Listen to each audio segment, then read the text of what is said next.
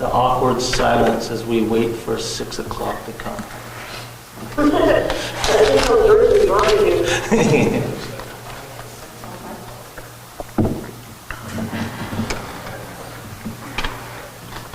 the smoke doing there? It's not too bad actually right now. It was a little bit smoky this morning, but it seems to be good now. Okay, we've got 6 o'clock. We'll call the meeting to order. Somebody should have a resolution to adopt the agenda. Any amendments? Not by me. Moved by myself, second by Councillor Atkinson, resolve the agenda be adopted as presented. Any questions? All in favor? Anybody opposed? No. So we're at 6 today. 0. Okay. Somebody should have a... I as well. Moved by myself, seconded by Councillor Atkinson, resolve that the minutes of the public hearing and regular council meeting of June 12th, 2023 be hereby approved. All statutory declarations have been complied with. Any questions, comments on the minutes? Seeing none, call a question. All in favor? Opposed? None. Carried. Should have mentioned, Councillor Lane has actually sent his regrets tonight. He may show up late when award ceremonies is over at the school. He was tied up with that tonight, so. So just a bit on the recognition. I guess I wouldn't mind starting today with AMM. We had our AMM meetings, as I mentioned, and our acting CEO, Jen, did a really great job of organizing, and I'm sure with Shauna's and everybody else's helps over the last little while. And the feedback we got from AMM was that this was the best one that they actually attended this year, and that they were very surprised with the turnout as the number of people there. They were expecting about 14 people or 15 people, and there must have been 30 there, easy. Lynn Lake, Snow Lake, Flin Flon, Thompson, the Paw, Grand Rapids, Swan River. So yeah, we had a great turnout today, so great on Jen. And I guess the other thing I would add is this week we've got all of our graduates from all the schools, grade 5, grade 8, grade 12, everybody, university, UCN. Nursery Kelsey school. Learning. Yeah, Cal's nursery school. So we've got a lot of graduates this week, so hopefully they're driving a better future for all of us. Anybody else have anything on the recognition front? Flower pots are out. Flower pots, right? Yeah, that's great. Flower pots, so thanks to the crew down, the Public Works crew. Okay, moving on. Turning Leaf. Oh, good evening. Do you want to maybe just introduce yourself, Jen, and you can say a few words about Turning Leaf, and then if any of our council has any questions we can ask. If not, we'll let you go. Sure. So by all means, stop me because I can talk about Turning Leaf for days. My name is Jen Biggs, and I'm the Director of Supported Independent Living here at Turning Leaf. I've worked at Turning Leaf for 17 years. Actually, I started myself, 18 years. I've been working here since the first day that we got our first referral. And we are a nonprofit charitable organization that provides services to individuals with cognitive impairment, mental illness, justice involvement, addiction, homelessness, and various other things that plague them and they're impacted by living in the community. The programs that I oversee are the Day Services Program, the Indigenous Services Program, Clinical, and Supported Independent Living Program. We recently have been asked to open a branch of our agency in Le Pas and in Thompson, and also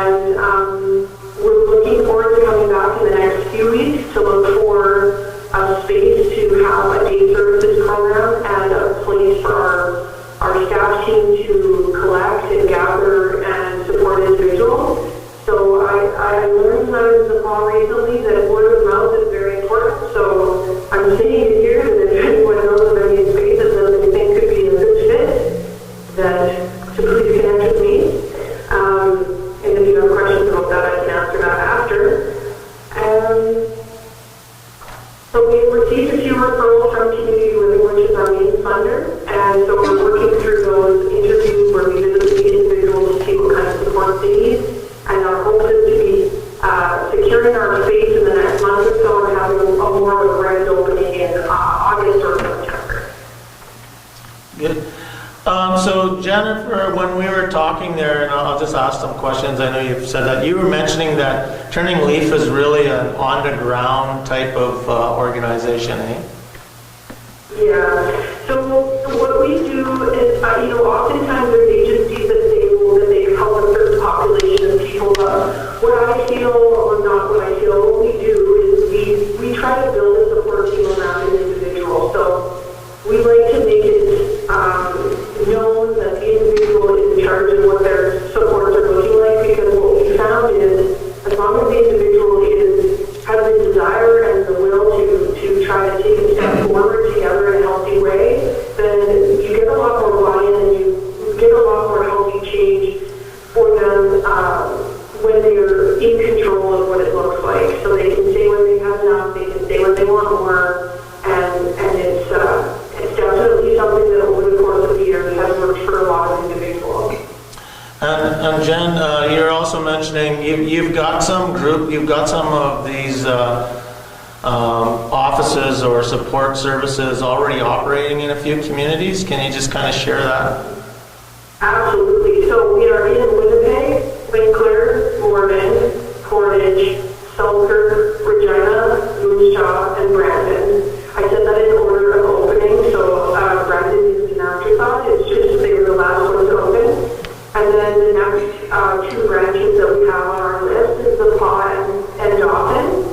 And we've also collected some individuals and supported them in crisis coming from Eastman as well, but we don't have an office space there. But what we do find is it's really important for the community to see us plant roots. So signing a lease and getting a space and committing to being in the region, I find has historically sent the right message. When we were in Winkler and Morton, until we got our office space, we received maybe 10 individuals referred to our agency, and then as soon as we got a space showing the community we weren't going anywhere, 10 to 15 more referrals came in, and I think they started to realize we weren't going anywhere. We're committed to being in region once we start. Oh, that's great. And then one last question I'll have, and then I know is around the staffing. So what kind of staffing did you say that you would be looking for here? So we're looking for individuals that embody the same values as we do.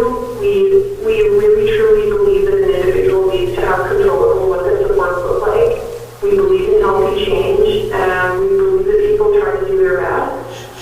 And yes, they have slips and they have bumps on their road, but believing in people is really important if you want to work at Turning.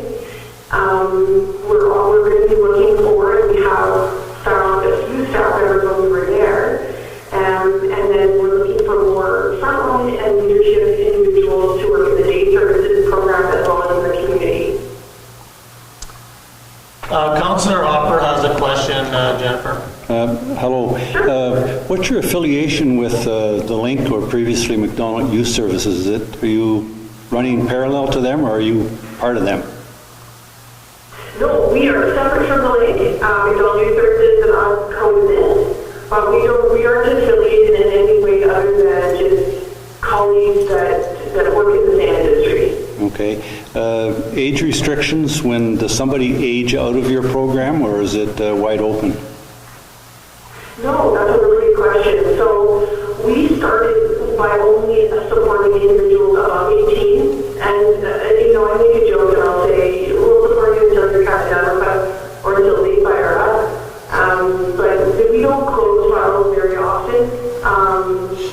Oftentimes we might close a file if an individual has exhibited a lack of willingness or a lack of amenability. They don't want help anymore. Or maybe they want to take a break. So we sometimes will pump the brakes or put the file on hold. But no, there is no age restriction. The individual can stay involved with us until they pass away. Essentially, it's a lifelong support. And we do support youth. I do anticipate that because of the funder that has brought us into the region, Community Living, their community or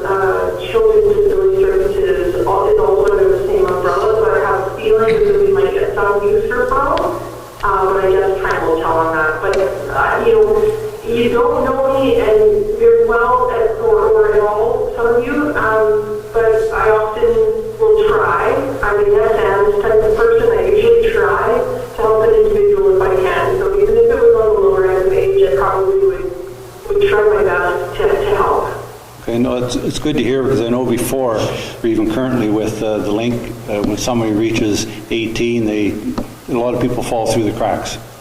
And so you could work for charity using that kind of terminology. The fall through the gap piece is definitely something that we try to bridge those gaps with support. Just a good example of the way that our housing side of things in Regina worked is we had 4 youths that were referred to us all at the same time, and we opened a home licensed it for youth, and then they all started aging out. And then our director here realized, you know what, I want to make sure that these folks don't have to leave because they turned 18, but she got the license for adult services as well, so they can just keep living in the same place and with the same staff team. Because turning 18 is stressful enough. And so we try to amend what our expectations are and try to think about the system and how it's maybe not serving the individual. So oftentimes you'll hear us thinking outside the box, which can make some of our colleagues a little frustrated, but it's because we're trying to support the individual as best we can. Okay, and this final question, your funding, is it federal, provincial, combination? Is it long-term? Yeah, so provincial and community living is our main funder. We also get funding from Regional Health Authority as well as a program called CAP, which is individuals that have some justice involvement but also may have a cognitive impairment. And the way that our funding works is it could be temporary for say 3 months, but then once the 3 months passes, then we get something called ongoing, and there is no separate of those funding dollars unless something catastrophic happens. But we've never had someone just revoke ongoing funding. If the individual is amenable, it's a good province to live in. Those dollars are dedicated to them until they don't want them anymore. Okay, and final question. Back to the funding. I know McDonald Youth Service, and they became the link. Their funding was reduced. They closed their office in the PA here. The individuals that they were looking after had to move, I think, to Brandon, and their families, a lot of the families are still here. Really unfair. They closed the office, and now apparently they're going to try and reopen some fashion of what they had before. So it's refreshing to hear that you're coming. Well, you know, it makes me really sad that the link had to pull out for whatever reason. I'm really sorry about that because that doesn't help the perception of our types of services. And again, you don't know me very well. I'm pretty stubborn when it comes to that kind of thing. And if I've dedicated my time and passion towards an individual, the last thing, and I didn't bring my CEO with me, but I can the next time if he wants to come. But given that I share the same sentiment, where we don't pull out of a region or pull out of a person's support unless it has to go that way. And even there's just Shauna, our funder for community living, is very dedicated to us being there and staying there.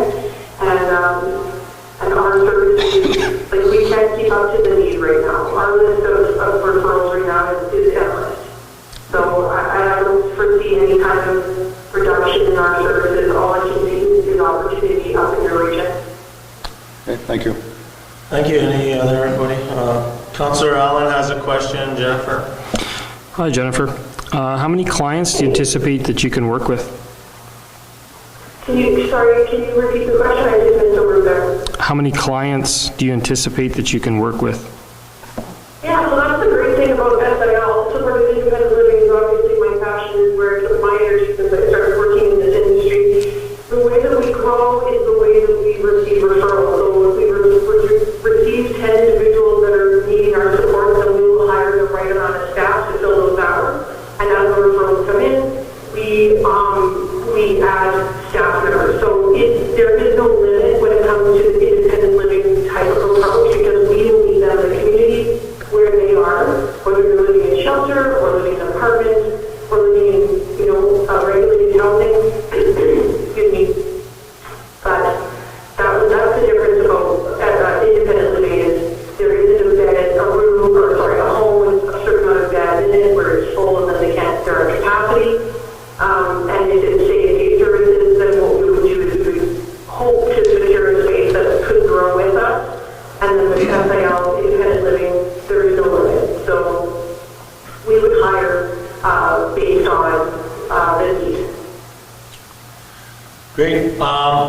that's all the questions we have here from our council, Jennifer. So I really do appreciate you just kind of sharing your passion and some words about turning leaf, and we look forward to doing whatever we can to help you get set up in our community. I know it's a service that's needed, so. We all feel so supported by your group and by a bunch of community members. We came home very excited about our next trip. I will keep you in the loop as to when we're coming back so that we can meet up again. Perfect. Thank you very much. Thank you so much for having me. Okay, have a great night. Bye. You too. Stay bye. Oh, that's exciting stuff. Councillor Hopper, it's interesting you brought that up about McDonald Youth Services, because when I heard the announcement of that day, that they were closing the next day, I actually reached out and I was told that there was no individuals in care that had family in the Paw, and that they were moving them closer to family. So we should follow up on that. Now for the most exciting part of the night, Dion with his financial audit. Yeah, all right, thank you.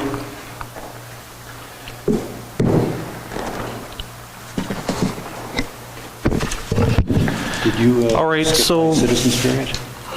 We're in citizens period. We're still on it. He was after that. What's that? I thought you were doing the others before that, that's right. No, we're, he's next on the list, so everybody gets to hear the audit.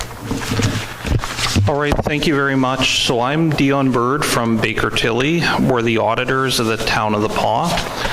So what I wanted to do is go through just a brief overview of the town's financial reports for 2022 and a couple of documents that accompany those financial reports.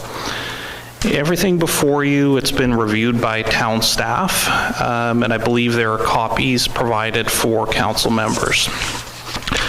So the first thing I wanted to run over briefly is the federal gas tax fund report.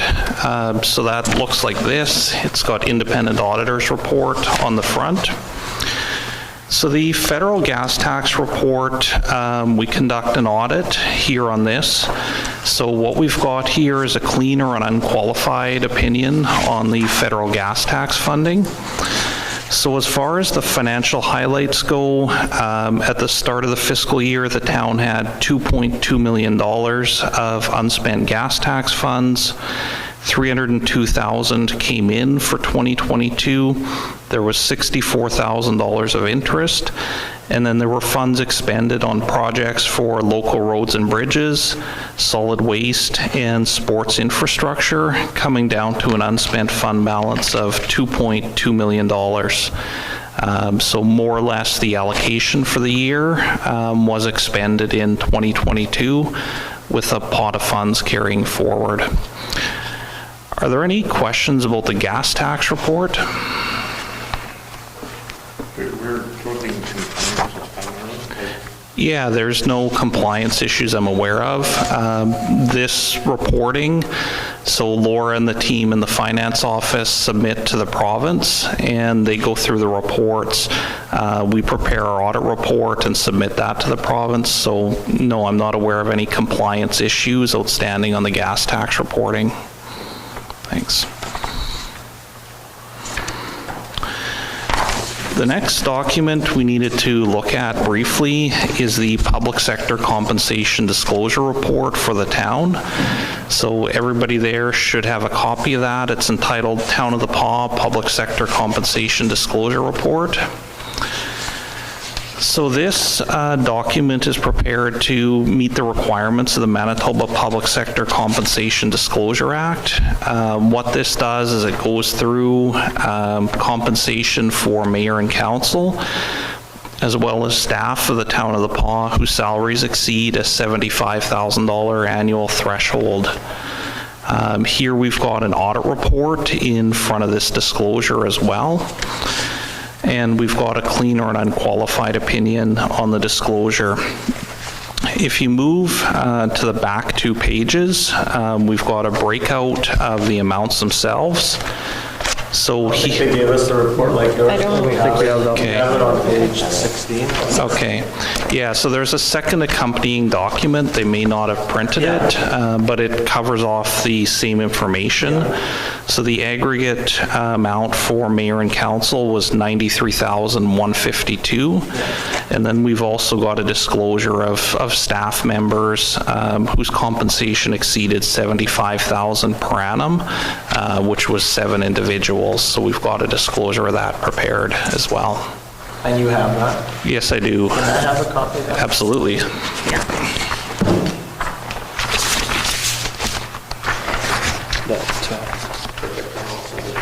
Those names aren't in here, do Staff prepared the packages from an email I sent, so I don't know what they gave. No, they didn't give that to us. they didn't give that to us.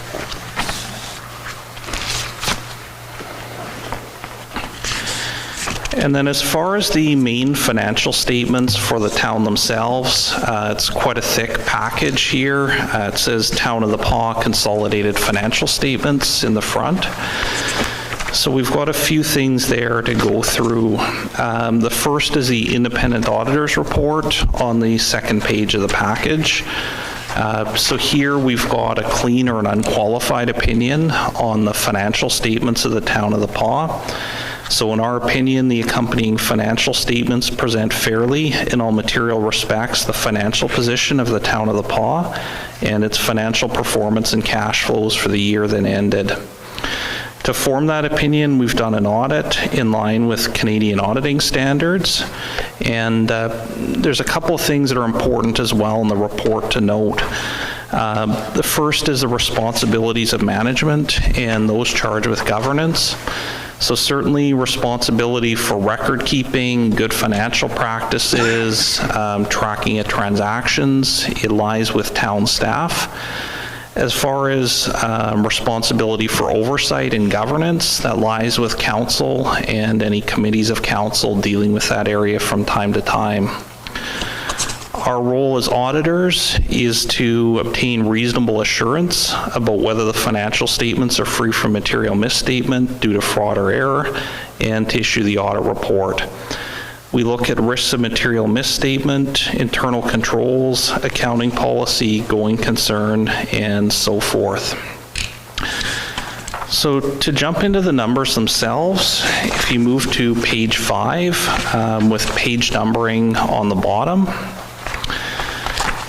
So here, as of December 31st, 2022, the town had $11.5 million of cash, up from $11.4 in 2021. Accounts receivable were $2.1 million, up from $2.107 in 2021.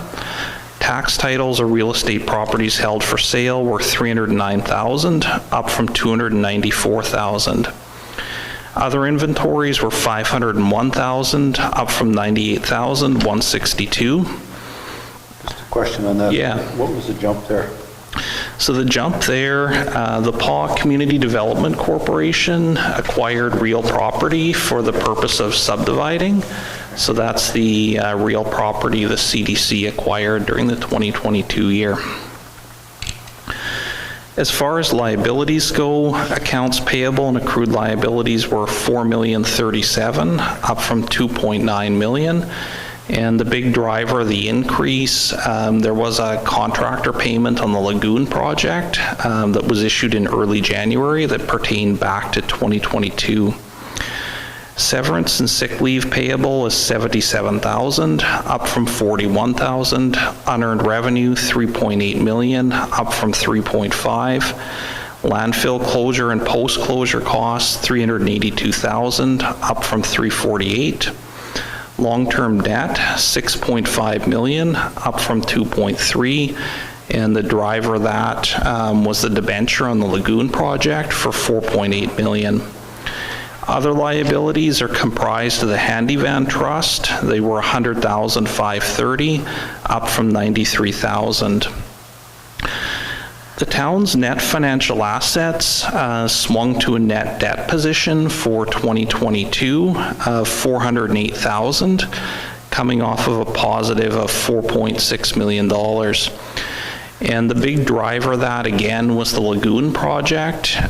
Funds were used from reserve to fund that project, as well as the new debenture of $4.8 million. So that's the majority of the large swing in that balance. Tangible capital assets are up to $41.8 million from $26.8. Again, the lagoon project is a big driver of that, but some smaller things like the chiller that was mentioned earlier and so forth. Inventories are $349,000, down from $370, and prepaid expenses were $85,000.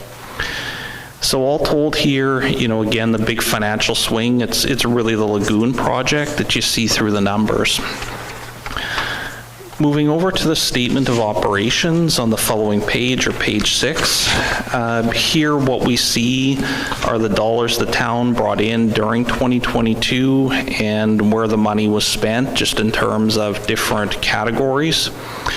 So here we see the town had $25.8 million of revenue, up from $997,000. The biggest swing here in revenues were the grants that were used to construct the lagoon project. So I believe there was about $9.7 million of grants that were brought in to support that project. And that's the biggest driver of the swing from 15 million to 26. Other amounts, some have been recovering from the COVID-19 pandemic, so some of the town's activity-related revenues have gone back up to what would be a more normal level, coming off of a low base in the last couple of years. As far as expenses go, $15.9 million, up from $14,062,000. And here we can see on a category-by-category basis where the money was expended. Transportation services saw an increase to $3.8 million from $3.3. Protective services, an increase to $3.4 million from $3,094,000. Recreation, $3.2 from $2.5. And most other categories were fairly flat year over year. Here we see an annual surplus of about $9.9 million. That's a bit of a quirk of the public sector accounting standards presentation. Most of that is driven by the capital grants on the lagoon project.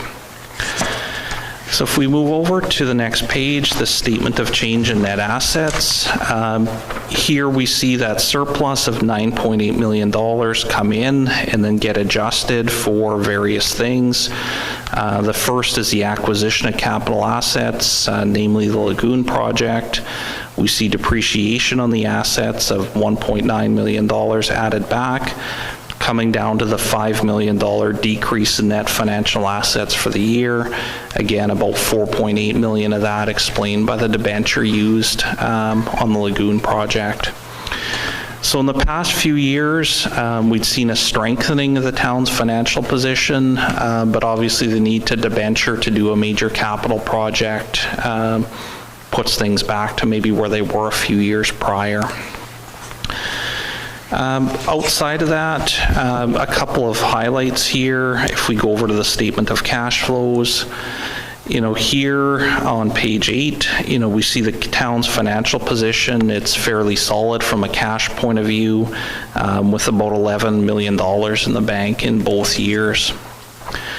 To follow within the financials, we get into notes. So the first few pages here, these are accounting policy disclosures. Most of the town's accounting policies are fairly standard and driven to a sense by what the province wants the municipalities to follow in a fairly consistent fashion across the province. So most of this, again, it's driven by those requirements. A couple of other highlights, I think, that are notable. If you can move to actually the very last page, it's a landscape page at the end.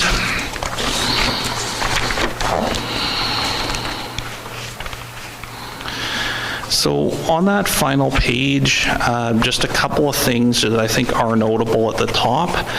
So we talk about the municipal deficit under the Municipal Act. I know those are some fairly important numbers as far as the town's finance department tracking internally. We do see a deficit of 217,000 just on the town's general fund, which I know that'll be on the radar screen in your finance office. And the utility fund, it's sitting at a 4974 deficit for the year. You know, I know certainly the utility fund here has been financially challenged for a number of years. So it was fairly close to break even for 2022, which is a good sign and a step in the right direction. And beyond that, we've got a lot of drill downs on different numbers. This financial statement presentation the province provides, it slices the same figures up in different ways for different analysis they do. It's a fairly repetitive presentation as far as the numbers goes. But yeah, that would really be the highlights for the year. You see the Lagoon project really swing the numbers. Beyond that, some inflation in expenses and a recovery of some of the revenues coming off of lower COVID year amounts. So that would be a brief overview. I'm not sure how much depth you want me to speak to at this meeting, but... I just have a question when it comes to the retirement of asset management. How do we budget for the amount of the excess that we're going to end up having to pay to retire the assets? Yeah, so that's... And with the new reporting, I don't know how we make that work. Yeah. So on that topic, there's actually a new public sector accounting standard that applies for the 2023 year end. I know we're speaking with town staff on that over the past couple of weeks. So where that new standard comes into play, it's on things like the landfill. Ultimately, when that site needs to be closed, there'll be a requirement to cap the landfill, do groundwater monitoring, and some of those things. So what was done before when the current standard came in and what will be done now in line with the new one, I believe the town has engaged an engineering firm to go look at estimates of when that might need to be done and then what that will cost when the time comes, what inflation's likely to run between now and then. So there is a way of running the math to do those kind of estimates, and there is a change for 2023 in terms of how that needs to report through the audit. But yeah, basically it involves a bunch of estimates run by experts. And then as well, that new standard, it also deals with things like, if there's asbestos in any of the buildings, that comes with obligations kind of when the time comes. That whole standard works around quantifying those sorts of things, but it's always going to be an estimate. What the actual will be will depend on future events kind of between the time the numbers run and when it's actually done, for sure. Thank you for explaining that. Yeah, you're welcome. Any questions for Mr. Bird? Yeah. Just one. Any Yeah. recommendations coming out of the audit? Yeah, there were. So we've issued a management letter to the town staff. So right now that's with the acting the acting CAO and the controller. But yes, we do have recommendations, and they've been issued to management. Okay. Yeah.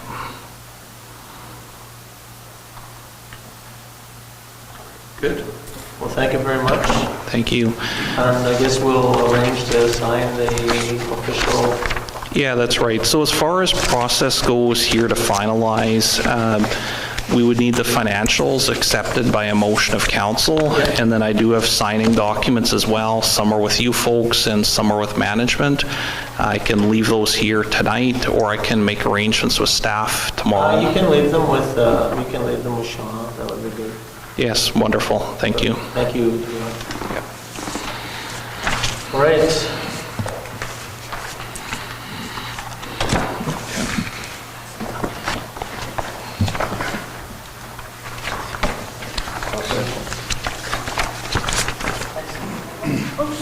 Right?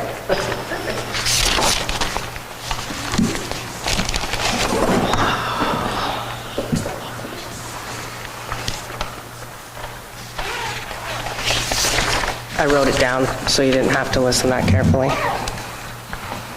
I have to follow it to the letter, otherwise I will get very excited, and then I will go off the rails and talk about other things. So I'm here for Trappers Festival. The preamble here is a little bit of history of festival. I'm actually not going to read that because I'm pretty sure everybody in the room is well aware of the history of Trappers Festival. Other than I'd like to make note that Northern Manitoba Trappers Festival Incorporated is Manitoba's longest running winter festival, and there is no argument there. And we are second in Canada. We'll talk later if you want to know how I know that. Our vision, and that's why I'm here today, is a permanent fort in Devon Park. At the last town council meeting, there was mention of the town's trapper sign, as well as the world's largest dog sled. The question of ownership and creating a permanent location for the sign and dog sled were discussed. While we're not here to present suggestions one way or another in regard to that conversation, unless you want some feedback, it did spur our board into reviving a vision that's been lingering in the back of Trappers Festival Board of Directors past and present for a number of years. The idea of that is a permanent fort at Devon Park. The conversation around the council table regarding the two significant items, the sign and the dog sled, reignited that conversation for the board for the development of the permanent fort in Devon Park. It's not a new idea. However, we wanted to approach this council immediately as we wanted to gauge interest and ultimately commitment from council for a permanent fort. The potential relocation of the trapper sign as well as the permanent location of the dog sled could be done in tandem with the vision of a permanent fort. I can confirm that the vision for a permanent fort is not new. Town council was approached a number of years ago regarding the idea, to which the Trappers Festival Board at the time received a positive response, including potential commitment to utilize the area previously known as a Kinsman campground. This location is ideal for a number of reasons, including ample build space and ability to also have the revived ice fort located there annually, ample space for trappers welcome sign and dog sled, ample parking, and most importantly, revitalizing the riverfront space. We are again seeking that location for a permanent fort. There's much conversation that have to occur in terms of project planning this endeavor, and the Trappers Festival Board of Directors are well aware of the magnitude of the project of this size. We'd very much like to ensure the planning, funding, and operation of the fort are done in a manner that's inclusive of the community, including but not limited to the tri-community governments, the MMF, provincial and federal governments, our business community, nonprofit organizations, and community members at large. A project of this magnitude is not something that can happen overnight and without a significant amount of project planning and funding. Our goal is to approach the project in phases that will look something like the following, and this is definitely something as is this presentation because too many details we don't have right now. Phase 1, developing the project overview, including rough site plans, potential year-round programming, operation logistics, and identifying potential funding opportunities. Phase 2, building an area design, including blueprints, accessing and securing grant funding and community outreach for partnerships, monetary or in-kind. Phase 3, the site build and opening. Again, the above is of course only a draft as we recognize the magnitude of this vision coming to fruition. Moving forward, the vision is not something that can be done simply because the Trappers Festival Board would like to do it. It is something that we must approach in partnership with the Town of the Paw. We are seeking a location at Devon Park for the project and are asking Town's Council to consider working in partnership with Trappers Festival to allow for a permanent fort in the park. We recognize there are a number of questions that will come up around this proposal, and as such, we'd like to take the step of inviting members of council or representatives to the table to engage in a conversation that will allow this vision to become a reality. We've only begun the process of reviving the plan and do not want to invest significant time and resources into fully developing it if we do not have the support of Town Council. It's imperative that you are all fully on board. I've included some pictures of the area for reference so the council may get a better understanding of the fort project location. We're extremely excited about the potential to bring this particular part of Devon Park alive again and aim to have a year-round fort that can be utilized in a number of ways to support tourism and community engagement. On behalf of the board, I want to thank you as it's already a busy agenda, and if you have any questions, I would be happy to answer them. Hopefully they are not significant in detail because again, we had this conversation around our board table and we started asking what ifs and what ifs and what ifs, and it, obviously we're not at that stage, but it is something that we do need Town Council to either maybe entertain conversation as a potential commitment or to say, sure, we'd absolutely love to do that for you. I'm not opposed to you doing that tonight either. No, we will obviously talk about it, Jen, in our committee of the whole. I mean, I think that from our last discussion with this council, we're looking for something around that, and our administration was actually already working on that. Nice. So I think we're wide open to ideas, and thank you very much for bringing them forward. I mean, that's what we need, so. Yeah, there is a fort plan that was drawn up a number of years ago. It's in a box filed somewhere in one of my files. But Conrad and Sunny were both actively involved in that, and they're both back on the board this year, so we could look at that. The pictures are, we just went down there, Sunny and I, to look, and it's a very large space down there and completely underutilized. It's really nice on the north side to be undisturbed, but closer to the building side, there's a lot of potential there.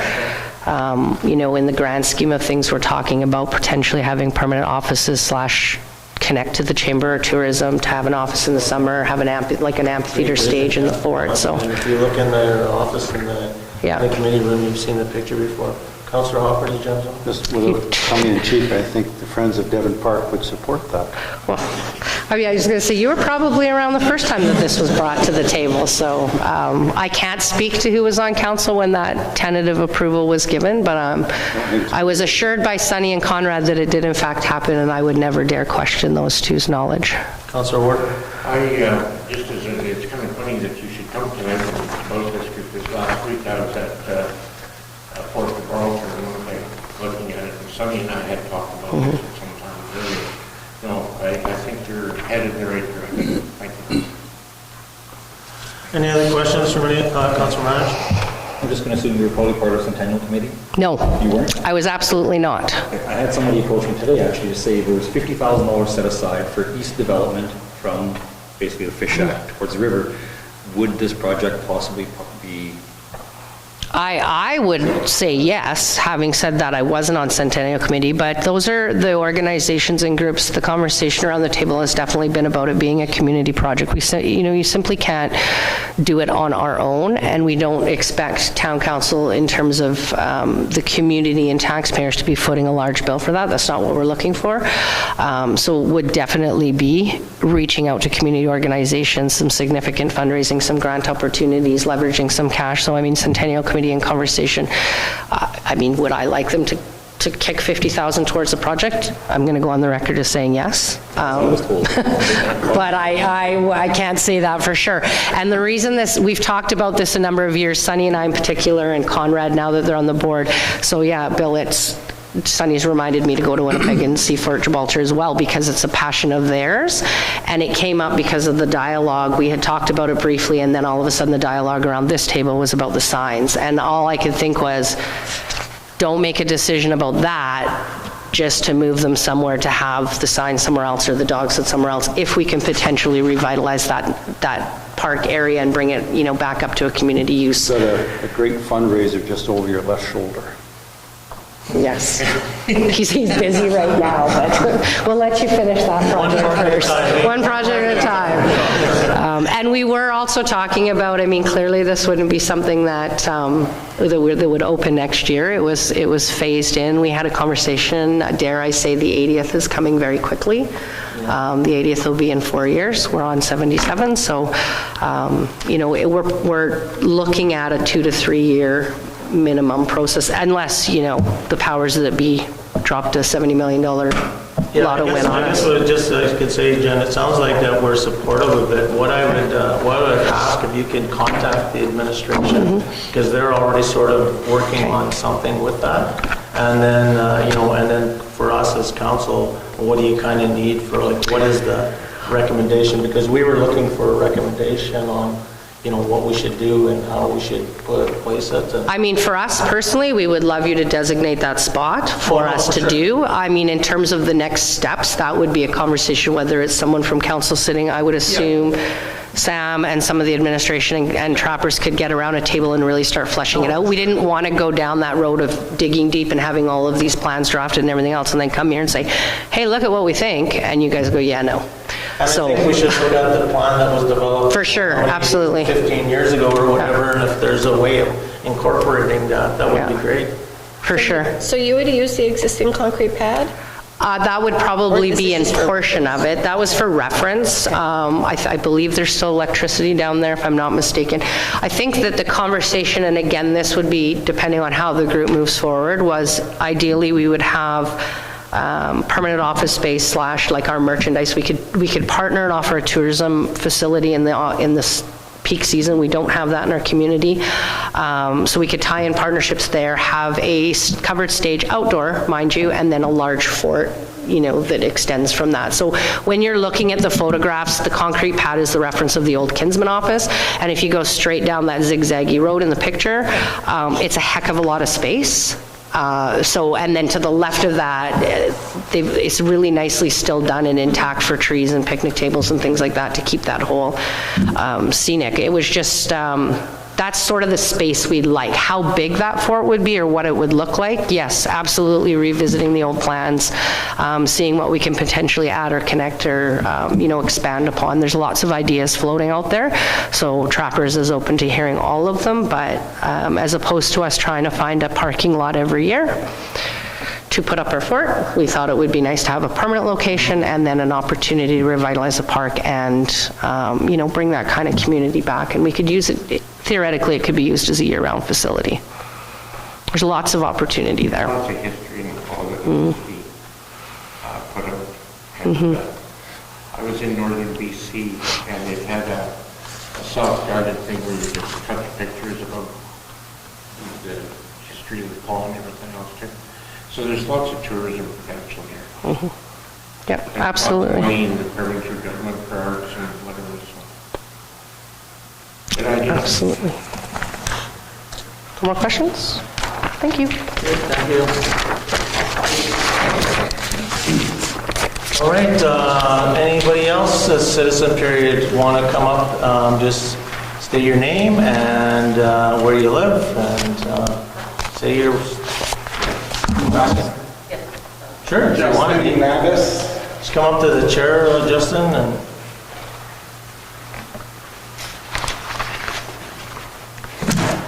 State your name and your address. Okay, Justin Nabis, and I live on 138 Waller Road on OCN. Am I good? Yep. Okay. I'm here to talk about this deal that the town is currently in the works with the OCN Blizzard. I've talked to Trent about this and Andre briefly about it.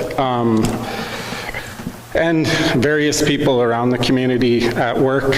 Not one of them I talked to had any idea that this was going on. I myself didn't know this was going on. Apparently it's been in the works for months now. To me, it's a bigger deal. I guess that's my personal opinion, but I'll get into why I'm here. I don't think the town should be in the business of supporting or of paying for private businesses. I had mentioned to Trent and Andre, Line, the PAW agrees to provide and pay all electrical, heating, and water charges during the term at the arena. The fact that this is not broken down into individual costs is not right. I'm not sure why that's the way it is, but what's that? Just stating a bunch of questions and then we're going to come back to them, or? No, well, this is the first question. So I'm asking why, for $5,000, we're allowing a private business to use town assets when we haven't, as far as I know, nobody's looked at other avenues. Have anybody talked to OCN potentially about using the arena? I talked to John McKenzie today. He said this is all news to him too. He runs the infrastructure there. So I guess I'm asking, what is the justification for allowing the town assets to be rented out for almost nothing? I did the quick math here, and you're getting $1,991 a month per year if they get 200 fans. If they get 600 fans, you're getting $3,050 a month. This is all capped. So how are we financially, how is the town being financially responsible for renting out our assets for way below market value? And that's not even, like, I want the team here. I'm a big hockey fan. I understand that, but they need to stand on their own two legs. They sold 79 season tickets last year. 70 of them were, or sorry, 9 of them were to one household. Okay, so you got tons of questions here, so I'm trying to go from steps. So we were approached about about a month or 6 weeks, 8 weeks ago about this team. And actually, if you check with OCN, they actually passed an actual resolution in their council meeting in January or December of 2022 to end the relationship. They weren't ending it. They were doing it. They weren't doing it for free anymore. No, you're gonna let me finish when I tell you what I understand, and so when it comes to that relationship, there was an end of, they weren't renewing their agreement and providing them their 6 months' notice. That was also confirmed by 2 councillors that I personally spoke to, because our first approach as the community is, we're in the same position. We just want to keep this team in the PAW, OCN, RM Kelsey, our area, and we did not want it to leave. So our first approach was, when we were told, is to contact OCN directly and say, hey guys, like what's going on? Is there something going on? Because if you guys want the team, we're not trying to scoop anything. We just don't want it to. We're not talking about that, Andre. I'm asking you why you're doing this for nothing. Well, no, but you asked me, you made a couple statements, Justin. First statement was something was going on, OCN doesn't know anything about it. I'm going to clarify that OCN was fully aware of it, and it started about 2 months ago. And because it doesn't become public, because we are talking financials and negotiations of a contract, which is normal in all business. When those type of things happen, it happens in camera. So all those discussions are going in camera, and the first time you've seen it come out of camera is when we were at a point where now we want to share it with our public, and we're not trying to be secretive about it, and we put it in the paper. The second part about it is that the whole idea about this plan is that we understand that the team had an opportunity to go elsewhere. I'm going to stop you right there. Just 1 second. This team needs to stand on their own. You're not answering the question, why is the town paying for a private company? We are not paying. Yes, you are. How much is it going to cost to power and heat and turn on? I asked you to find out those for me. Yeah. Okay, so how big is the complex? The arena? Yeah. What do you think? It's thousands of square feet, Andre. What do you say, about 100,000 square feet? I don't think so. So 2 rooms, 2 rooms at 500 square feet each, so 1,000 square feet. So 1%, so let's just 1 second. I'm trying to answer your question. Yeah, okay. So 1% of all of the electricity into that building is probably what it costs for that room. Because saying the building's 100,000 square feet. What about when you turn on the heaters when the games are on? Is that free? No, but I'm taking. How when 50 kids shower 3 or 4 times a day, is that free? That's what I'm telling you is from our best guesstimate. You're sitting here and telling me that power hydro is $500 a month for the junior hockey team? What I'm telling you is that when we looked at that, we were replacing. You're not replacing anyone, Andre. We are taking the cash that was coming in, and will it cost us a little bit more? A little bit? Are you gonna, okay, you finish talking. You finish talking and then I'll talk.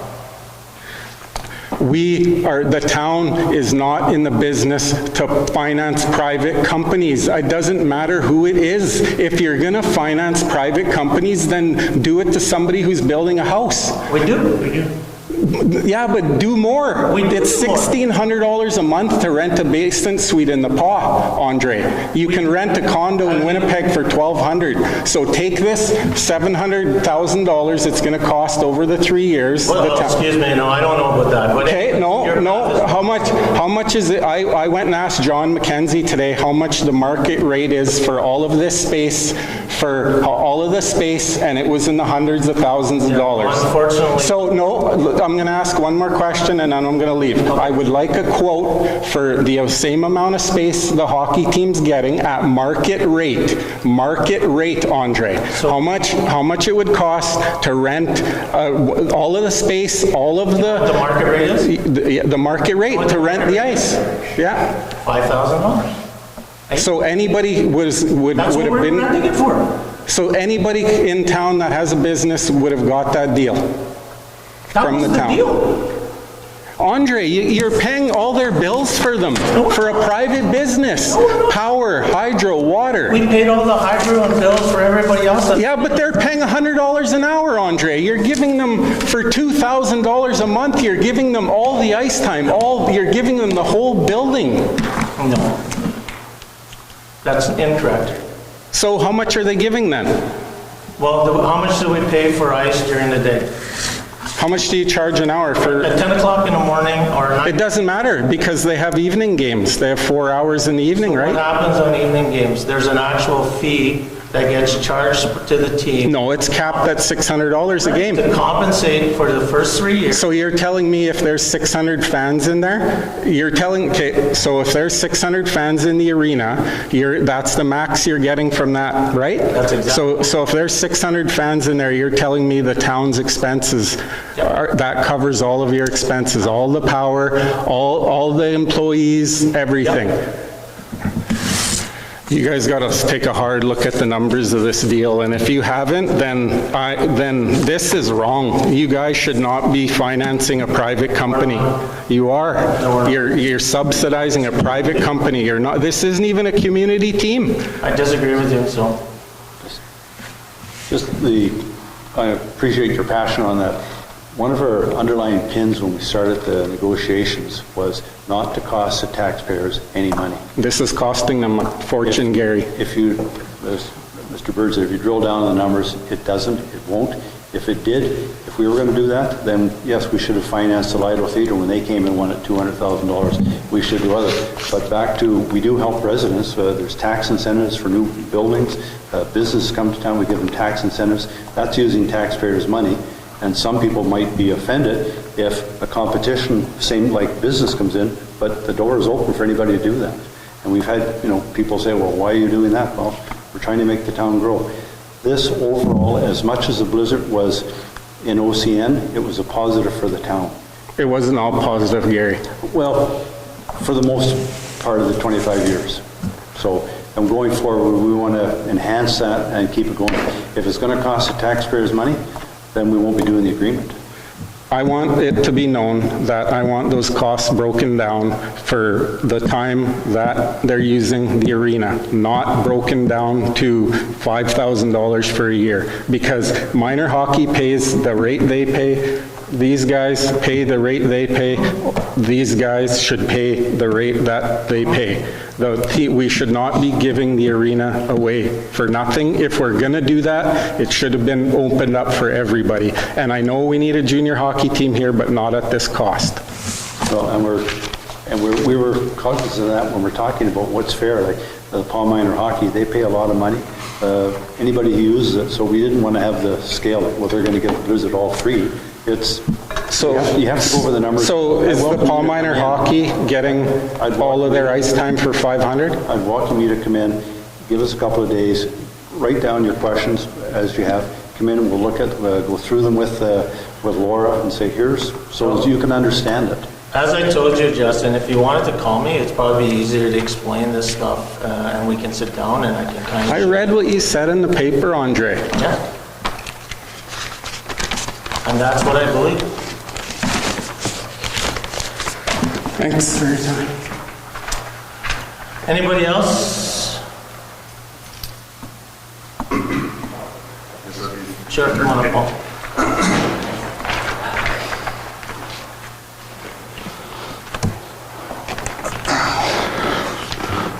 Paul Murphy, 29 Bodner Road in the RM. This is where I live. Thanks for letting me speak to you guys today. As I said, my name's Paul Murphy. Been in the PAW, probably been at that rink for the last 40 years.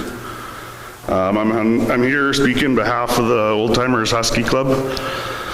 Over the last 2 to 3 months, there's been a whole bunch of rumors as we'd heard about the Junior Hockey Club moving to the Roy H.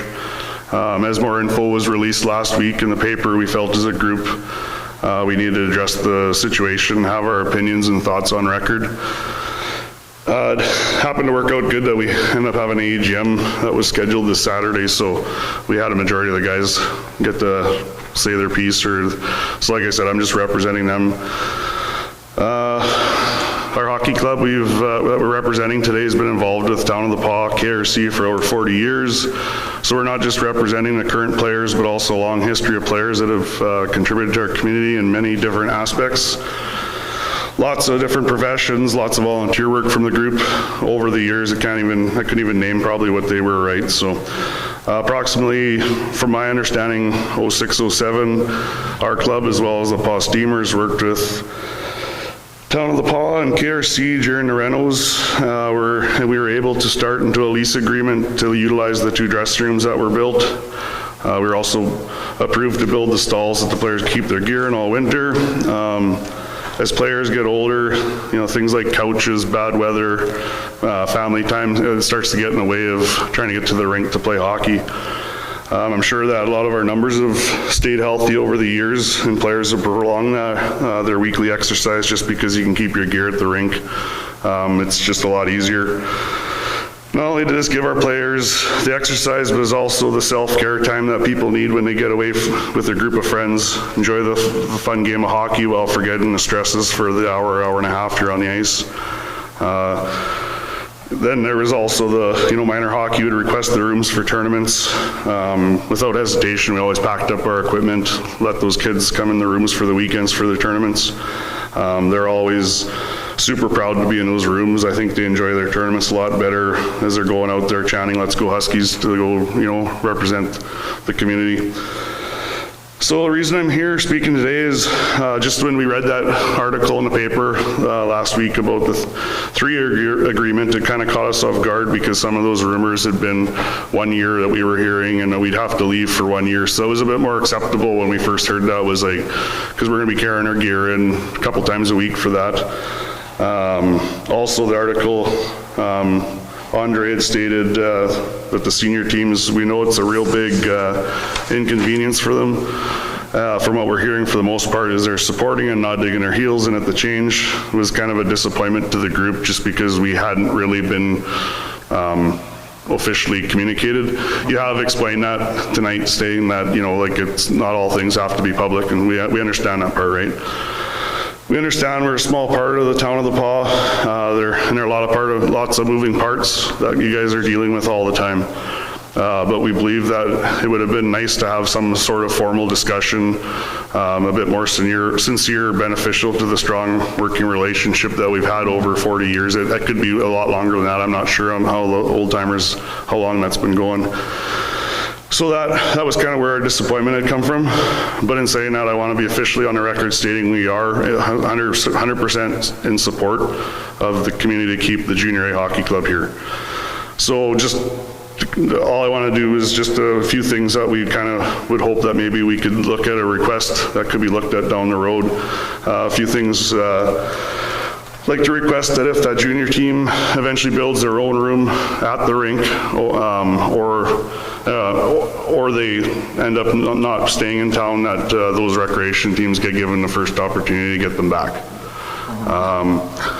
Secondly, we know that there could be renovations with the current stalls, and we are aware that that's not our property, it's Town of the Paw property, but we just ask that there be consideration not to destroy them and maybe consult with us before something is decided, whether we can come up with a plan to do whatever, right?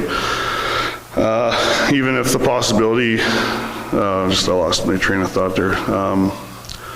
So that, yeah, like we want to be able to, if there is renovations and then something changes, or that other room is built and those rooms are there, like can we have access to what's there before? Like we don't want to come into a skeleton room again and have to rebuild, right?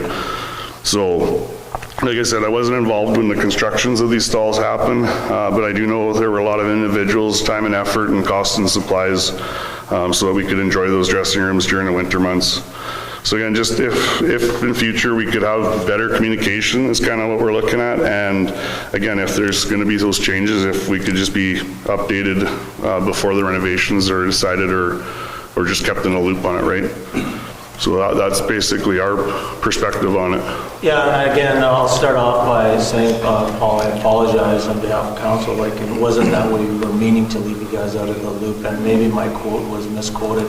I was getting feedback that the guys, you know, in general were supportive of it, and I wasn't by any means downplaying that, you know, we had talked to you guys and all that sort of stuff. And I had generally talked to guys like yourself and Joe Moore and, you know, a few other guys in passing. So again, I do recognize that, you know, if you guys want to sit down, we will encourage, if this goes forward, we will encourage the team to make sure that they reach out and that we can also talk with you guys that nobody wants to destroy anything. It's not about wrecking it. And as I mentioned to others when we've talked, you know, if next year, and I know it's going to be because I'm a can-do type of guy, not a can't-do, so I know when we make this, when this team does arrive and it's successful and we're talking about expansions and all that sort of great stuff, I don't see any reasons why we wouldn't have the rec teams move back into those spots. You know, but to lay out a promise directly, I don't know if I could do that because I don't know if that's 2 years down the road, 3 years down the road, you know, we all of a sudden have a big boom in the community and we got 2 junior A teams or, you know, whatever it happens to be, but I don't see any reason why we wouldn't. Right. And I wasn't looking like, obviously you can't make that promise, but we can make the promise to have the discussion at least if they come up, right? And that's our the key. old-timers do play, you know, this program does play an important part in our, you know, we are not taking your ice, you know, we want to continue to work with you guys. You're an important group just as much as the Blizzard are important, just as much as minor hockey. So if there's things that we can do, for sure, we want to be able to help them. Yeah, thanks. Yeah, Old Timer's been around since the 70s. I remember playing for both teams. Right. I got traded. Won't say which one. Now you got cut. That's when Ernie Foster was learning to be a referee. I haven't got cut yet from the Steamers, so I still play both, so. I just, in the meantime, if the teams can think of another way that we can accommodate you by, you know, somehow or other, you don't have to carry all your equipment back and forth. If there's some structure over there that we set up somewhere, I don't know if there is, but Probably not a lot, but conversation. something to, yeah. We have to. Again, I apologize as well. We should have had you here earlier chatting, but appreciate your support on it. And if we can, you know, accommodate you in any way, just if you have some suggestions, bring them forward and see what we can do. I don't know what you're referring to when you're asking that something not be destroyed. The rooms, like we said, they got stalls built in it, so like we have like I wouldn't say professional stalls, but they're cubbies where our equipment stays in all winter. Okay. So you're not packing your gear up and taking it home and back and forth every day. So it's kept in there. So if and it's not set up the best for probably junior hockey, so they may have to change the setups in the rooms so that there's a better place for the coaches to talk or whatever. I don't know what the plan is, but I just would assume that there may be some of those might be pulled out. It could be totally torn right out and put everything back in there a different way. And so the team had paid for those stalls, and we put them in there when the teams were both started up, when the rooms were started in 06, 07, and then there was a lease agreement that every year depreciated down to, I think, 2011, and at that point, we weren't owed anything if we didn't sign the agreement at the start of each year. So at that point, now it's the Town of the Paws.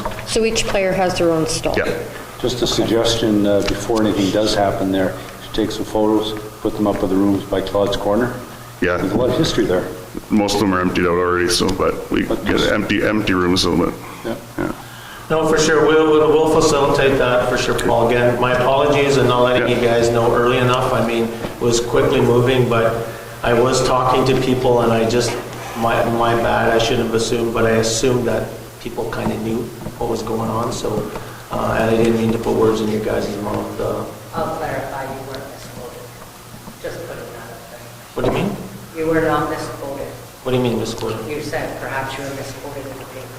No, I wasn't saying not misquoted. My message came out. She completely said exactly what I said, but that wasn't my intent to be talking for everybody. I had just assumed that when I was talking to samples that I didn't mean anybody. And also, if you like to talk up here, next time coming up. she records everything when I speak to her, so I know she didn't misquote me. It's one of the things I miss about being mayor. No, I love it, actually, and I think this is good. I mean, when we want to make a stronger team, we have to disagree, and we have to be open enough to come and respectfully share our concerns and make sure that there's ways that we can do to make it better next time. So I recognize and I do appreciate, I mean, I've had conversations with Paul as an old timer, I've had conversations with Joe Mark, I've had conversations with Robert Hokus, many people, but, maybe next time we'll have us as a group and get everybody together. We appreciate you guys coming out, and this is what it's all about. Is it 100% perfect? Probably not. Did we miss something? Likely we did. But if we're going to sit around and wait for a 100% solution for everything, we're not doing anything, guys. We're going to be sitting here waiting. So we got to try it. If it doesn't work, then we'll stop. Recognize what we did wrong and move on to the next one. But to just sit here on our hands and say, let's leave everything the same, doesn't work that way. Continuous improvement. So thanks a lot for your time tonight, Paul. Yeah. We will be in touch for sure. I will make sure I touch bases with you. Okay, appreciate it. Thank you, guys. Did you have something to? No, You just came moral support for Paul? Back up? Oh, I don't know. I would have flipped it around there on the backup stuff. So. Any other citizens want to say something? You're in camera. Okay, moving right along here. Anybody else have anything to say, sir? No, I was just going to say to Paul that I agree with the others. There should have been more consultation with yourself and your group, and I think your requests are fair. Yeah. Okay, 6.1, public lane bylaw. Resolution number 2020. Now you guys have to stay for the entire meeting. Anybody want to walk out before I start? Once, twice. Resolution number 2023-119, moved by myself, second by Councillor Hopper. Resolve that bylaw number 4634, being a bylaw of Town of the Paw to open a municipal public lane, be read a second time. So for you at attendance here, what happened is that we had to actually purchase back, we had a property that was, the lane was going through somebody's yard. And so we had to make all the applications to change it so that we could purchase the land so we could actually have a real lane there. Call question, all in favor? Anybody opposed? Carried.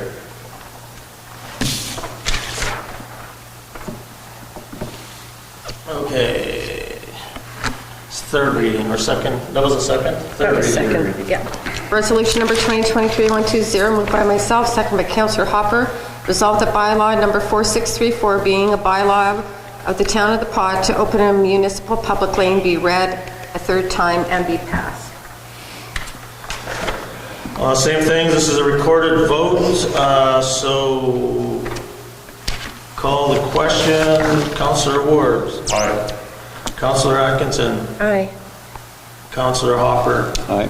Councillor Manich. Aye. Councillor Allen. Aye. Councillor Lane's away, and I'm an aye, so it's approved.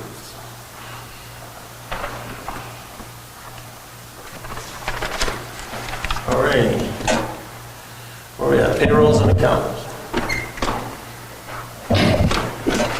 Resolution number 2023-121, moved by myself, second by Councillor Allen. Resolved that council authorize the following accounts: pay period number 12 in the amount of $128,759.32. General check numbers 29964 to 30006 and 30008 to 30033 in the amount of $519,844.64.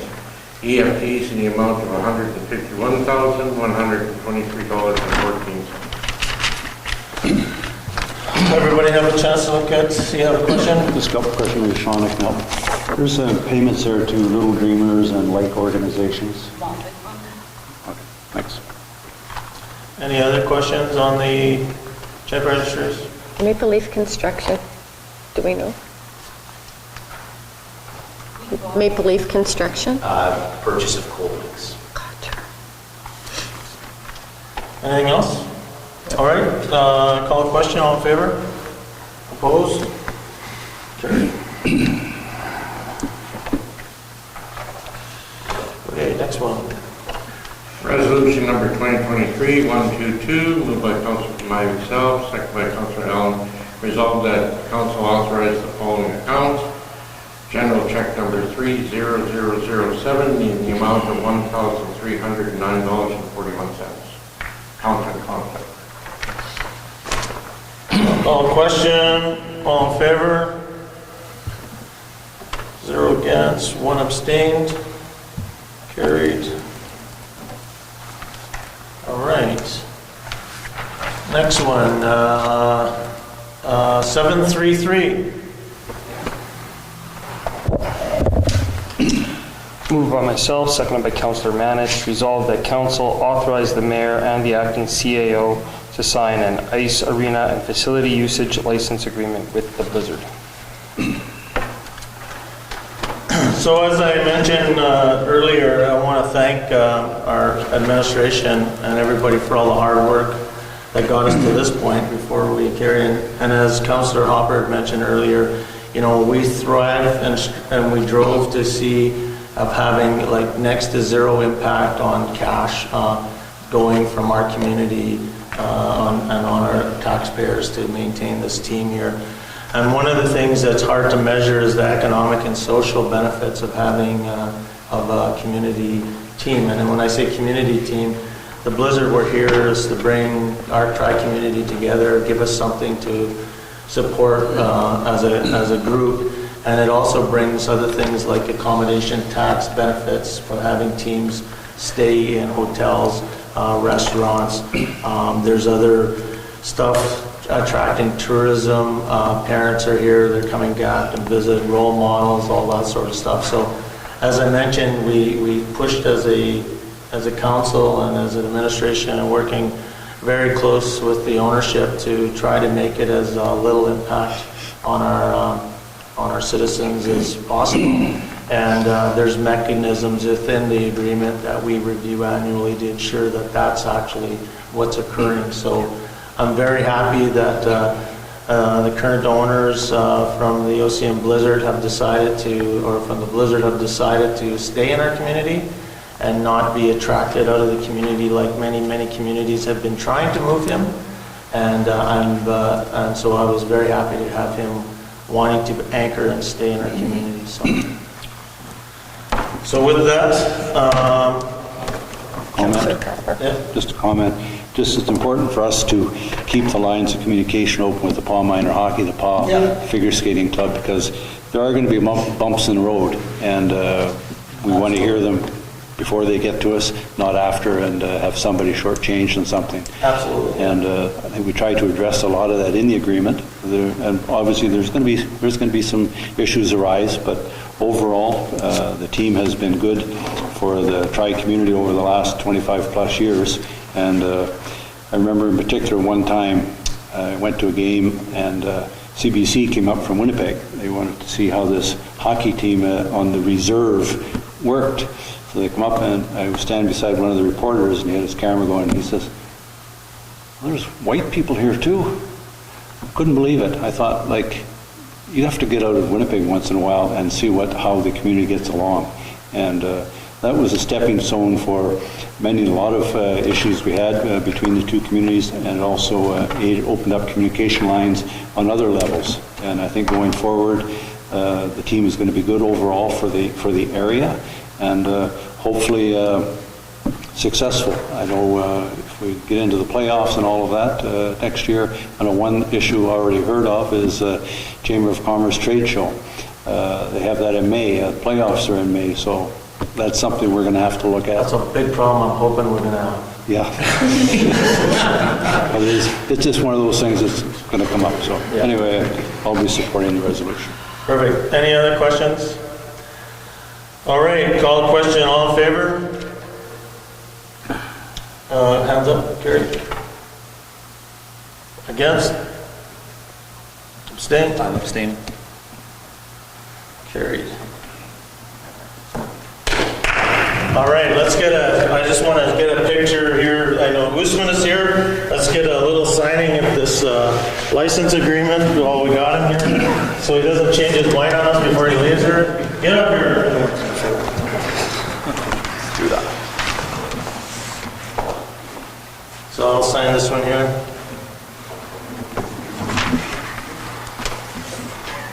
Get Flores out of here. No, you're right in the middle, right between with your smiling face. Smile at me. Thank you very much for having me. We're going to give these guys a handshake as well. So Thank you, everybody. Thank you, guys. I'll come this way.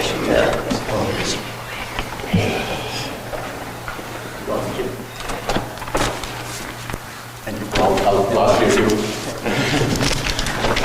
all right. Okay, so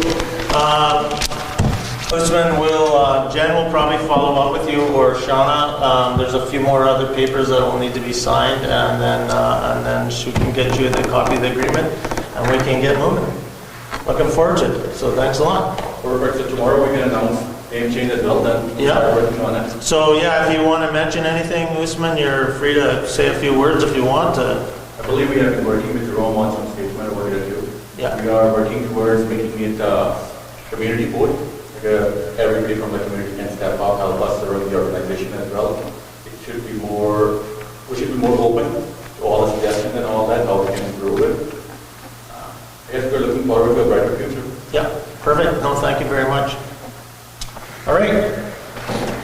Moving all right ahead here. Summer meeting resolution 734. And if anybody wants to exit, you can feel free to exit, except for Paul Murphy, because he's got the same, hey, Murphy!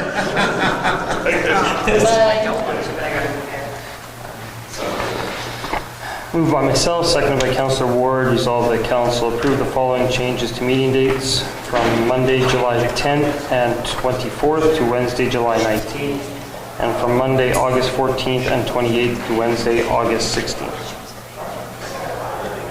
Is that August 16th? August 1/6. Okay. Call the question, all in favor? One thing to mention, should we have to have a emergency meeting with? Yeah. Against?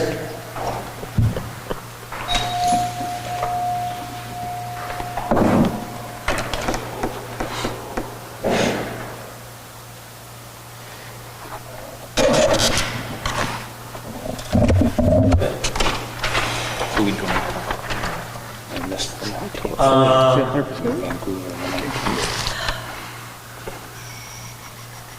Where am I at here? 7.3.5.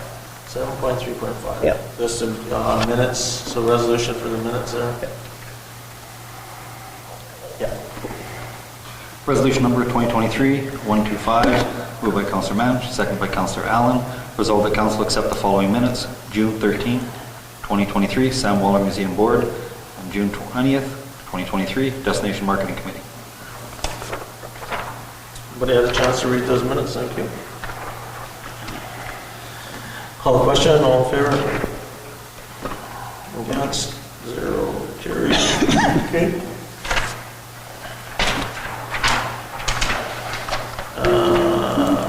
Quote for gravel. Resolution number 2023-126, moved by Councillor Manich, seconded by Councillor Allen. Whereas an invitation to quote was sent to suppliers for the supply, delivery, and stockpile of 500 cubic yards of 3-inch gravel, and whereas 2 quotes were received. Therefore, be it resolved that council accept the quote from Stilkowski Contract Limited in the lump sum amount of $12,175 plus GST for the supply, delivery, and stockpile of 500 cubic yards of 3-inch gravel. Call the question. All in favor? Opposed? Nobody? Carried. Personnel, we don't have anything there. Reports from committees. Where's my paper? Okay, anybody what you got? Museum boards. Yeah, there was a meeting on Tuesday last week, and then again on Thursday. On Thursday, they had their audited report presented by Dion.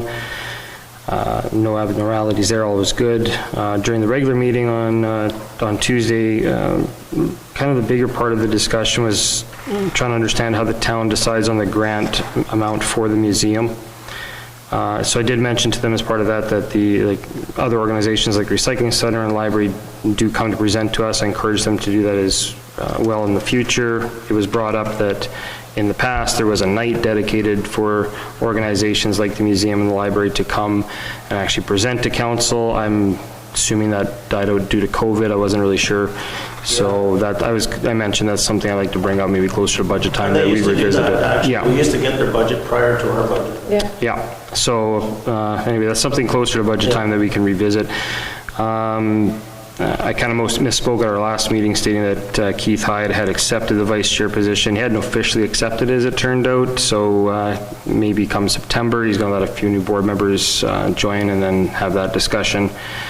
The board tentatively is full. There's a few people that are going to be checking out the next meeting and maybe joining. If they do, then the board's finally full, which is good. Not last week, the week before, we had the interview for the potential new museum director. From my understanding, that the references are being checked on that currently. And then there's the update on the collection policy. So that was going to be officially approved in September, next meeting, which is in September. And then former chairperson Michael Wyman, they purchased a painting for him to get down to him now where he's down in Winnipeg, parting gift after 19 years on the board. I think the only last thing to mention is that they have the new exhibit up now, Susan's Island Studio by Sue Harper, which is a collection of all of her quilting, knitting, paintings, and drawings. So that's on throughout the summer. Good. What about the chamber? There wasn't a quorum, so the meeting is, I think, July 18th now. There was just, we did a more or less a meeting by email to pay some bills. Okay. CDC, their meeting's July the 10th. They've got some stuff that they're working on right now. Destination marketing, anything to add from the minutes? Cedar Lake? We'll meet in July 27th and the 26th. We'll hold our AGM in that time period, as well as we have a huge article that is coming out in this Wednesday's paper. So I don't really want to discourage Opasco Times and sales by revealing what's in that article. So more so in the next meeting, I'll reveal a little bit more. It'd be like $12 if we all bought a paper. I already buy it. You know, online, so. yeah. It's basically some highlights of what we've did over the past year. Yes. Recycling board. We had a request for a special meeting last week. Didn't have quorum, so it didn't happen. Otherwise, the next meeting is July 27th. July 27th. And there only, I know you're probably aware of the issue with the fence. The fence is being started, but there's some issues with location or something that's going to be dealt with.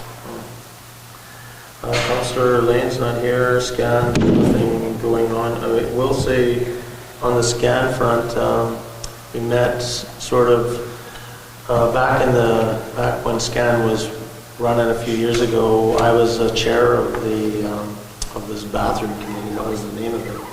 And but what it did is it rolled over onto Sharps within the community. And so I reached out to Krista Tooley again, and we kind of got that reinitiated where we're talking about, you know, how can we do a better job in our community on Sharps collections and all that, and who's responsible and how it happens. And so we just kind of had the first meeting. We've got to pull in the Bear Clan yet, and I know Opasco Ag Health has also reached out to me. They want to be involved in it, so looks like there's some good engagement, and maybe we can get that committee back together and see if they want to kind of move it forward. So where exactly do the Sharps in the community come from mainly? Is it RHA? Is it OCN? Yeah. So are they coming to sit at that table too? Yeah, no, they are. Yeah, that's, sorry, I thought I said that. Yeah, no, that's who I met with the RHN. And OCN, our Pasquac Health Authority actually wanted to actually join too. So no, there's good engagement. Library is not here. Oh, let's talk about that. Kelsey planning, nothing really going on yet, right? No? And we're supposed to be setting up a meeting. Jen is getting things ready to go. There's a lot of stuff. Kelsey School Committee. Reconvene in the fall. Okay. Unless there's something pressing that comes up, then we'll call something. Otherwise, we'll wait till fall. Okay. Any other reports from council? Anybody doing anything they want to share with the public? Everybody's good? Everybody had a chance to look at the department updates? I did have one question with that. I had a couple as well. Go ahead then. Well, since Sam showed up, he can hopefully answer a couple things. One was just more for clarification for the community. You mentioned here about $15,000 worth of cold mix has been used for potholes. Could you provide a scope of how many blocks of street that is actually covering? Like, That's a tough one. I was asked to kind of get a little more background on it. Each pothole is a little bit designed a little different depth, different shape. Some of it are large cracks, so it was hard to get the crew to quantify exactly how much that covered. I can quantify it. It was, let's say 4 or 5 people for 3 or 4 days out there doing that stick for that time span. So it's a different way to quantify it. I know it's not exactly what you're asking, but it's a significant, it's a much easier way to do it than running the big Ella with the recycler, which we will still do, but it helps us get through the beginning of the season. okay. And the other question I had was regarding the cutting for our green space. You had mentioned that there's the 5 summer students and 3 full-time staff, and it's pretty difficult right now to keep up with all that. Is what's happening this summer kind of a one-off, or is this kind of like a normal issue that it kind of falls behind? We've had more full-time permanent staff previously, so those extra 2 or 3 bodies makes a significant difference when you have people taking vacation this summer. So we're hoping to change that. We're also looking at potentially, like if we don't have as many full-time staff next year, to bring on like maybe some term people. So in terms of summer student, in terms of we're kind of capped out in the government funding side of it to get summer students. So any other people we hire on top of that, we're paying the full bill for. So we would potentially look at doing term employees next summer on the maintenance side, just to have some more skilled labor, I guess, in the next year. So. That makes absolute sense. Like if we don't have enough people, we got to hire them, whether we have the funding or not. Can I just answer that, please? Obviously, we play ball against each other once in a while, and I noticed the ball diamonds aren't cared for the same way they used to be. Is that due to short staff, or is that due to? So some of the brain power kind of not being there, give less experienced people. I think the baseball league themselves is looking at options from what I can tell in terms of different surface requests. The surface that they originally the surface that was down there was the surface requested from the ball league, if I recall correctly, some years ago. So if they want to go in a different direction, we're open to. Obviously, can't speak for Kelsey Rec, but I believe we are open to look at different options. Maybe if something has less maintenance or easier to maintain, we are all for any suggestions, and also stockpiling whatever the material is that they do want, so that when we're fixing and doing repairs, we're using not just whatever we have at the yard. Unfortunately. Yeah, because it has, in some cases, become a safety concern where you have big ruts and big things happening in the middle of. Absolutely. Your infield. It's got to be some more work done for sure. Hey Sam, could you give me what's that Bell Avenue MMF development issue? There was a bit of lack of communication in terms of them starting. They kind of sprung it on us. I think the consultant was also surprised that Accreditation had come out so quickly and started working so quickly. They were already mobilized in the region working for OCN, so I suspect they were caught off guard with how quickly they were already tying in water lines.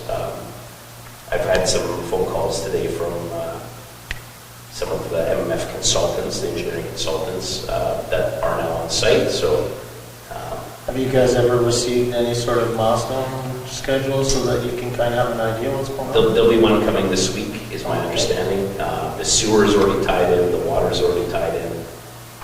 So I stopped at this site a few times. The Accurate HD foreman was very, their communication was really good from their end, so he reached out and he had a lot of questions. And so we surprised him on site a few times just to make sure our interests are protected.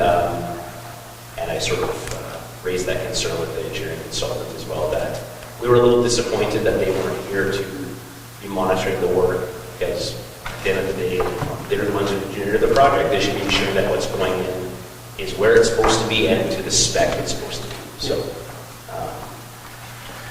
The only other thing, I know nobody can answer here probably, but that airport fueling system really has me concerned, because the meetings that we've had, last year when we paid to get this thing upgraded, and now it's upgraded, but it doesn't seem to be working, and then the planes aren't fueling up in the pod because they have to wait for somebody to come, and I'm kind of concerned that we're losing out some significant revenue, especially with the water bombers and everybody else flying around there. So I think we need to kind of, maybe if we can get the airport manager guy to come and give us a call in one meeting and next meeting and give us an update on what the general impact of that is, because it's a huge revenue.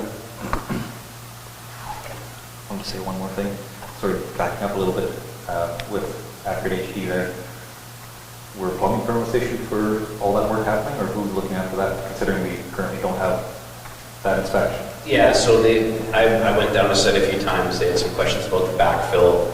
I inspected the piping they had on the site to ensure that it met like the regulation.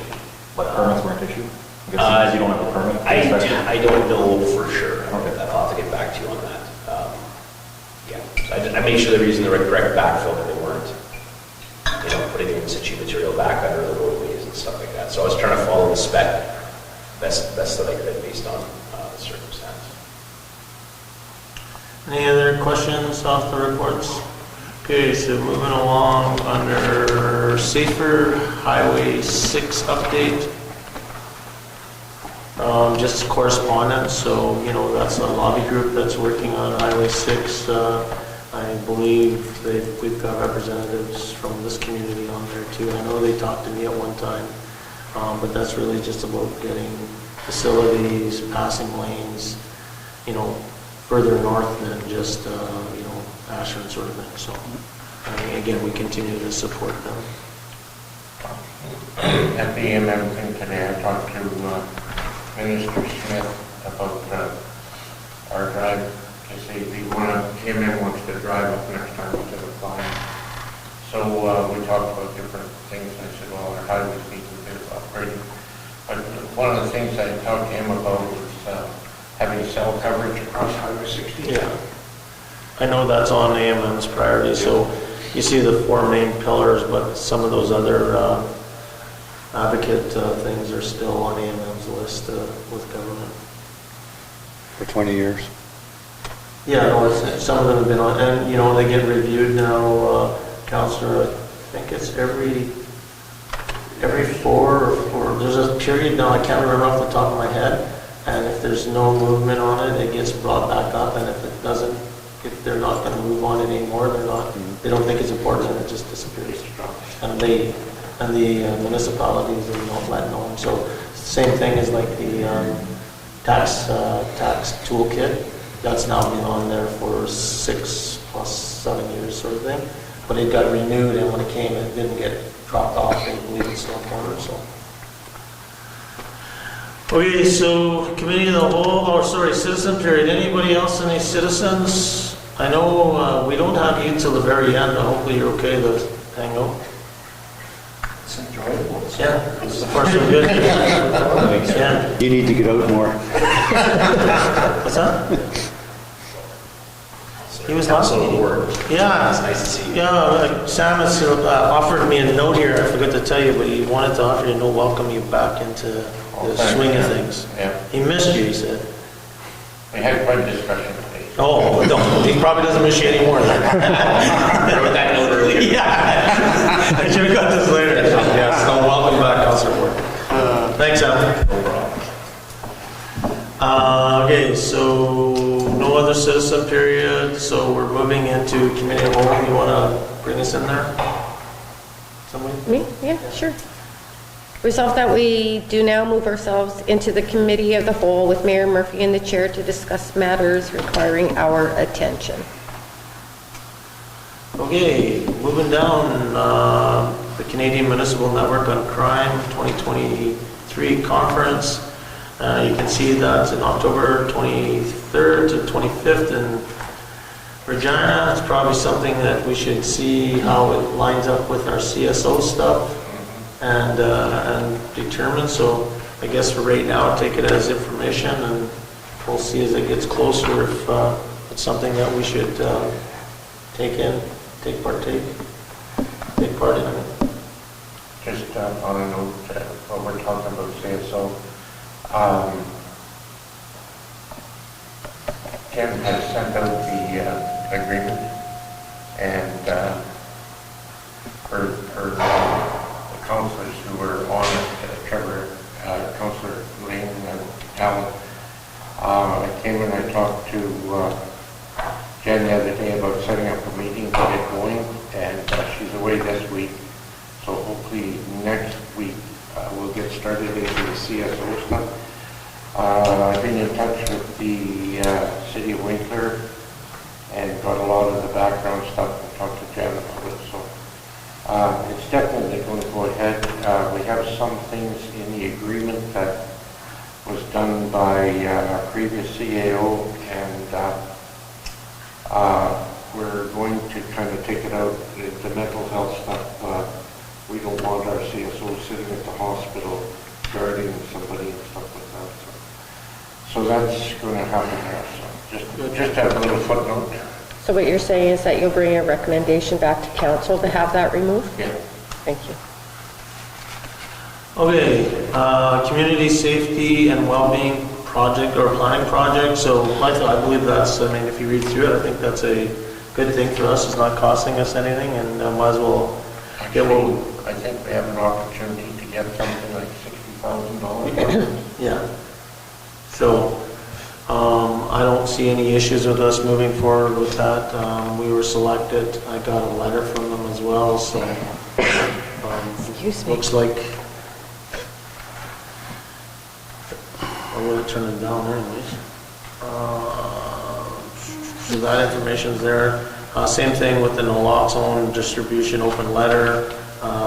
You know, I guess we can also request that and sign the letters. Anybody have any issues with that? Is supporting that program? Oh, and that's one thing that I forgot to do in recognition, all of our staff that took that.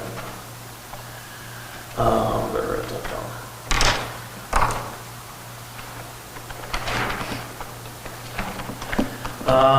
And then the Immigration Services funding request. So you can see that this letter came in. There seems to be some confusion. They're asking for $4,000. It's kind of past our budget now, so I don't know really what we could do. But I don't know, it's open for suggestions. Take it as information. It's basically government funded. It's another way to the government to slide off something to us. But again, let them be aware of our budget process for next year. Yeah, and that's what Jen has already done, so I don't think there's anything more we can do. So on something like that, could we involve or get a recommendation on that from TPCDC? This would be more in line with what they're doing. So I'd kind of be curious what they would have to say if that's something that they would.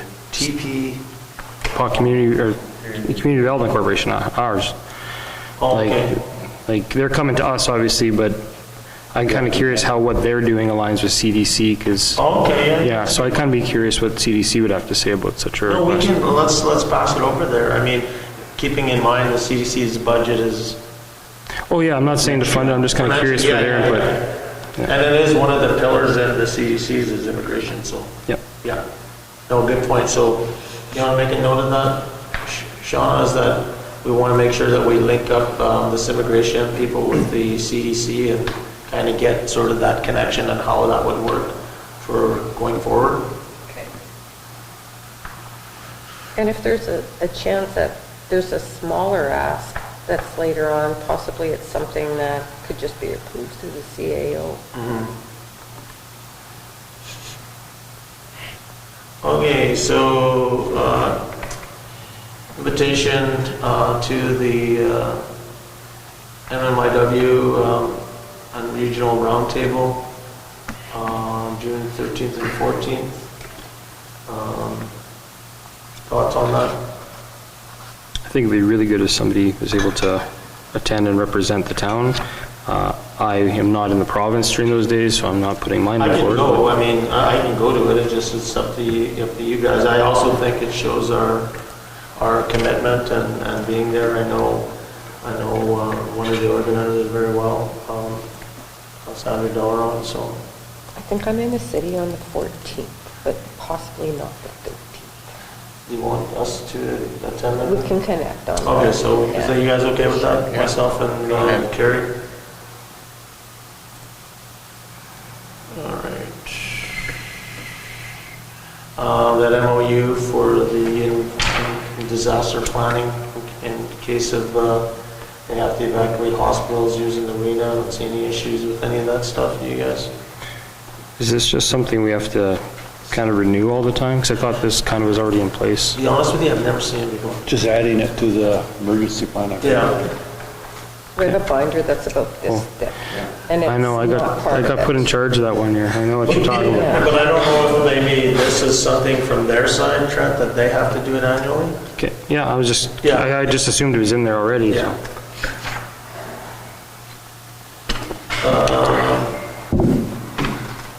Counselor Allen, your issue sheet there?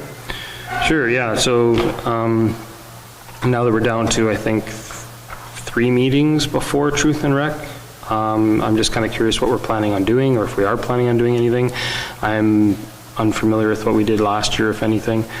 So I didn't want to see it get missed. There wasn't much talk about Canada Day, and so I kind of wondered if we kind of missed the boat on Canada Day, and I didn't want to see us miss the boat on this. I also kind of threw in there a comment about maybe having some sort of a list that's in some way, shape, or form on staff and council's radar so that items like this don't get missed or fall off our radar or hit the radar too late for us to actually do something. Last year, there was a walk that took place, and then it ended at the Arbor site, and Mayor Murphy spoke at that last year. Well, was it Counselor? But you're mayor now. You were councilor then, yeah. And it was very, very well attended. And so I plan on participating in that as well. That being said, if you're looking for Town of the Paw to do something, then I don't know. Well, I'm curious what the appetite is, I guess, to do something. Like, I don't want to step on toes, and it is Yeah. probably something OCN, obviously they're going to do their own thing, and I don't want to step on toes and... Should reach out and see where we can help them. Yeah. Well, that was kind of part of my suggestion, but I want to make sure that we are doing something. Yeah, no, I mean, we'll participate in whatever is going on, like, we had National Indigenous Peoples Day. It was a great event, and I should have mentioned that. It was a great event at Métis Hall for 6 hours, and they put on a really good show, and so, yeah, for sure we should, but I like your idea, how do we keep this stuff in front of us, because I agree, like, that maybe us as council sort of missed the boat on the Canada Day if we wanted to do something, just other than participate with everybody else. So we should have CEO reach out to them to see where we can, what role we need to play. Yeah. We want to participate. Yeah. Is there a flag for Truth and Rec Day? Just going to ask that, I don't know. No, I don't think so. Okay. Yeah, You want her to reach out to OCN? it's like Orange Shirt Day. Yeah, I didn't know if there was, like, there's a pride flag, right? So I didn't know if there was a flag for... And then I just had one question with the... Yeah, I think I've seen it. I thought I did too. We're agreeing, we'll sign it, yeah. Get resolution, we'll have to report. Okay. It says Every Child Matters on there. There's a flag, eh? Yeah. So do we have that flag then? No. No? I don't believe there's any, I haven't seen another flag, but. It'd probably be good to get that then. Yeah, no, I think that it would be nice to have a few more flag poles outside as well. And the one straight. Straight. Yeah. Wind. Okay, so anything else with that, Councillor? No, that's it. Everybody had an exciting read of this new standard on asset retirement obligation, so I think Mr. Bird sort of explained that to us, something that we have to keep in mind. And I'm sure that this will a lot more work for Laura. This is actually why I asked Dion to explain that, because I knew this was coming up later on.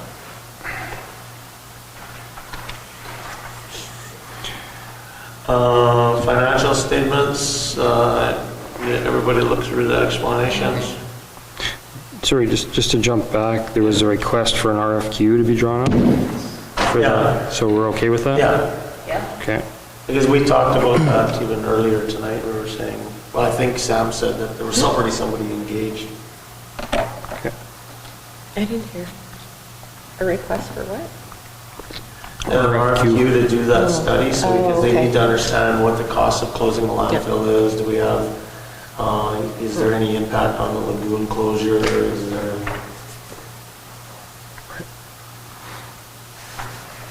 Okay, so Laura did a great job explaining all the sort of variances there. Any concerns?